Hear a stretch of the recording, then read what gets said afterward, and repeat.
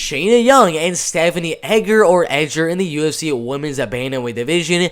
Stephanie Egger with 5 wins and 2 losses, a little bit older at 33 years old. Shanna Young in the prime of her career at 30 and a half years old, a little bit taller, but a lot less in the reach department right there.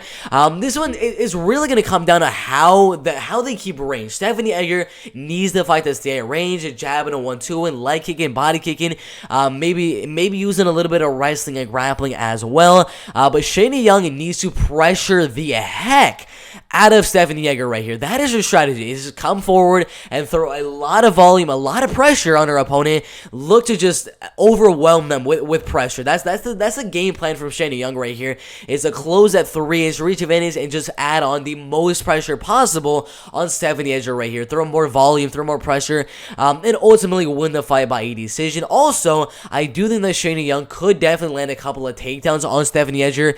Stephanie, her takedown defense didn't look that good in her last fight. Yeah, it was Tracy Cortez, was a much better wrestler and grappler than Shanna Young, but I do think Shanna Young has the better wrestling here, could definitely mix in a couple of takedowns. But even if the fight does stay on the feet and we don't see any wrestling or grappling, I still think that Shanna Young is going to throw a heck of a lot more volume than Stephanie Egger, and just come forward, put on the pressure, like she usually does. I mean, I've seen so many clips of her in her last couple of fights where she's literally coming forward like a rock'em sock'em robot and just doing that type of stuff. That is the way you're gonna beat a girl like Stephanie Egger. It's just to put on the pressure, put on that volume, and just keep on throwing, keep on coming forward. And the judges will look at that and they'll give you the rounds. They'll give you the decision on the judges' scorecard. So I think this fight does go all the way. I don't see Shanna Young submitting Stephanie Egger.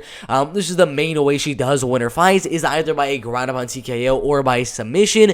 And I just don't see Stephanie Egger getting finished right here. If she did not get finished by Tracy Cortez, she's not going to get finished here. And I don't see Stephanie Egger getting a knockout or a submission on Shanna Young. This is pretty much a lock to go to a decision right here. Either way, whoever's going to win, I do think will win the decision. Not a knockout, not a submission.